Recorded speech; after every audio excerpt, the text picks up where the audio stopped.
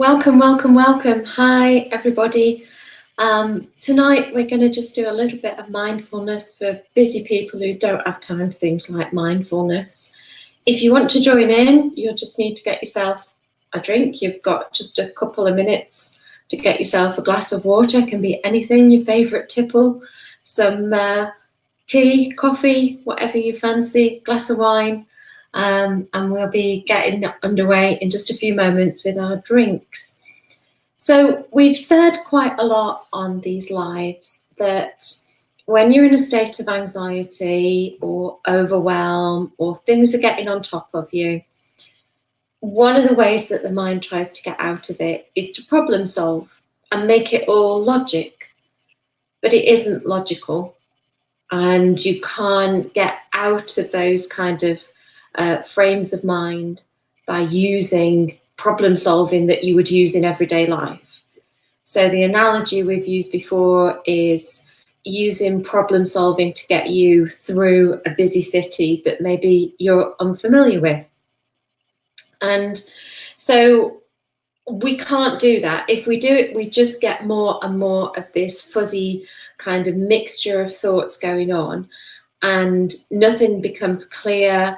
Dilemmas kind of ensue, and it just sort of propagates itself. So we've said, rather than being in this very, very busy thought process where everything's a little bit confused and overwhelming, it's making us anxious, then the best thing to do is to be in a state not of doing, but of being. And that is something that we all know. We're told a lot to just be. And that's really difficult, because when you tend to sit and just be, that's when your mind starts kind of whirring around again. So we almost need something mindless to put in place of all those other thoughts and ideas. Now, why do we bother doing this? How does that help us?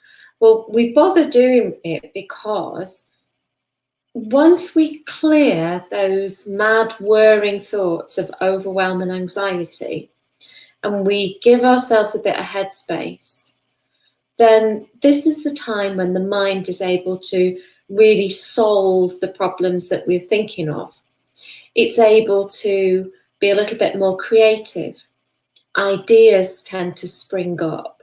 It's a bit more inspirational, a bit more intuitive. So actually the problems that we're thinking about, or the issues that we're thinking about, and we think we need to think through them, the answers and solutions to those will come quicker if we just give our mind a rest. So to give your mind a rest, we do, unless you're very good at things like meditation and emptying your mind, we need to give ourselves something, just a little bit of thought, but not too much, something really easy. And we all know we should do it. We all know we should do a bit of mindfulness, or a bit of, things that help our head and help our mind, but we never quite find the time for it, which is why I wanted you to just have a drink with you, because how many times a day do you get yourself a drink? And the mindfulness we're going to do in a few moments only requires a drink, and that's all it requires. And so everyone's got a bit of time for this. So grab your drink and let's have a go. So what I want you to do is to think about how you're holding the drink. Is it in your left hand or your right hand, or have you got it between two hands? If you put your drink now somehow between two hands, and you can do this any which way you want to do, where's the weight? Is there more weight in your left hand or your right hand, or is it about even? Can you shift that weight ever so slightly, just so subtly, so it doesn't even look like the glass or the cup is moving? What about the temperature of your drink? How does that feel? Does that feel cool, hot, warm? Is there a difference between the top and the bottom of the cup in the temperature? What about at the bottom? Does that feel different to the top? Would it feel different if you did it the other way around, with your other hand on the bottom and your other hand on the top?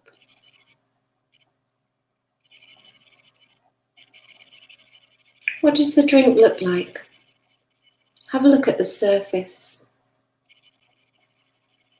Are there any shadows? Are there any light bits, reflections? How does that look?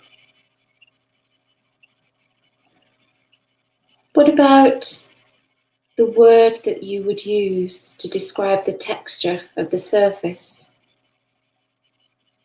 What word springs to mind as you look at the surface of that drink? How could you describe the texture to someone? How would you describe the colour?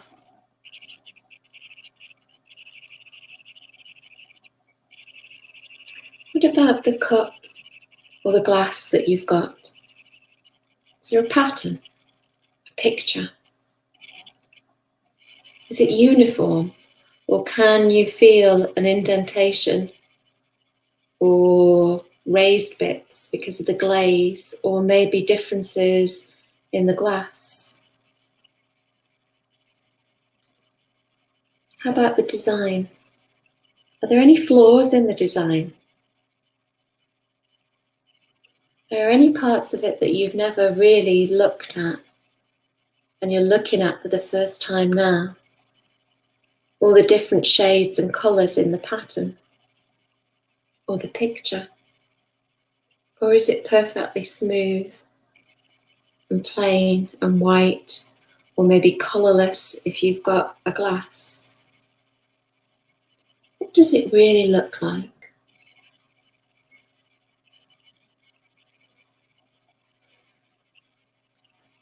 If you hold the glass or the cup in one hand, how does it compare to holding it in the other? Does it feel any different? Does it feel more or less comfortable? Does it feel more or less heavy? Does the temperature change? And now if you take a sip of your drink,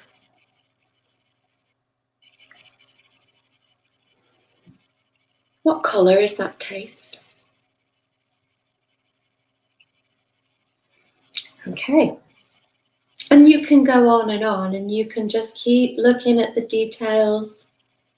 You can keep thinking about the drink and about the cup or the glass.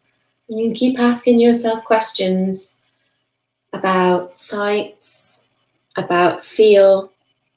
You could even do sound. If you've got a nice crystal glass, that would be quite good. Anything that alerts the senses and you can describe. So it's almost like a running commentary. And it's just a few moments to allow yourself some headspace so that your mind can work on all those problems and all those other things that you want to have answers to.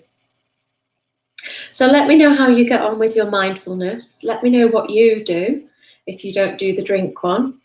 And let me know how you get on with your drinking mindfulness. I will see you next week. Take care for now. Bye.